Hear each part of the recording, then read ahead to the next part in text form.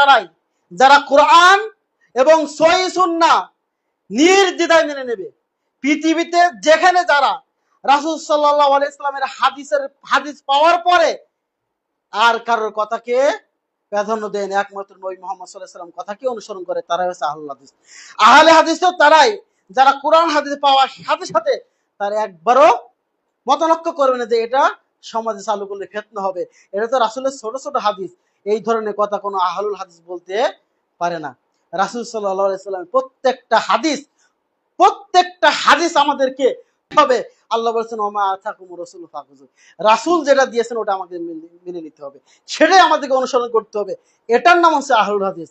আপনি বুকের উপর হাত বাঁধবেন, রফল আদান করবেন আর জোরে আমিন বলবেন, আর আপনি আহলুল হাদিস হয়ে গেছেন? কখনো নয়। আহলুল হাদিস কখনো দাড়ি কাটতে পারে না। যে ব্যক্তি সকালবেলা দাড়ি কেটে অফিসে যাবে সে কখনো আহলুল হাদিস হতে পারে না। যে ব্যক্তি সুদ খাবে সে কখনো আহলুল হাদিস হতে পারে না।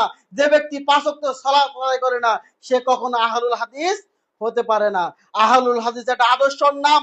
আহলুল হাদিস নবী মুহাম্মদ সাল্লাল্লাহু আলাইহি সাল্লামের অনুসরণ করার নাম। আহলুল হাদিস হচ্ছে কোরআন এবং সহিহ হাদিসের অনুসরণ করার নাম হচ্ছে আহলুল হাদিস।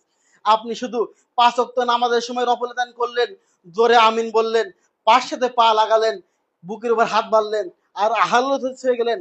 আহলুল হাদিস এত সোজা নয়। আহলুল হাদিস হলো যে ব্যক্তি আহলুল হাদিস হবে সে কখনো নামাজ ছাড়তে পারে না। যে ব্যক্তি আহলুল হাদিস সে কখনো সহিহ হাদিসকে অস্বীকার করতে পারে না।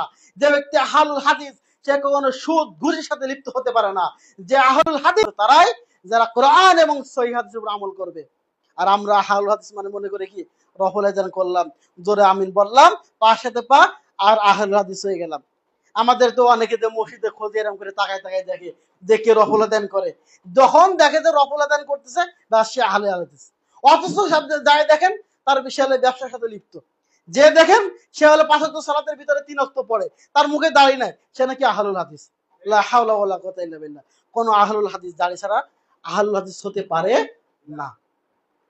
যারা সমাজে দেখবেন যে দাড়ি নাই তারা নিজেদেরকে আহলুল হাদিস দাবি করলে ওদেরকে আহলুল হাদিস বলতে আপনি মানবেন না। যে কিসের বেটা আহলুল হাদিস? তুমি যদি আহলুল হাদিস হও তাহলে তোমার দাড়ি কোথায়? তুমি যদি আহলুল হাদিস হও তাহলে তুমি সুদের সাথে লিপ্ত কেন? তুমি যদি আহলুল হাদিস হও তাহলে ঘুষের সাথে লিপ্ত কেন? তুমি যদি আহলুল হাদিস হও তাহলে তুমি মসজিদে আসো না কেন?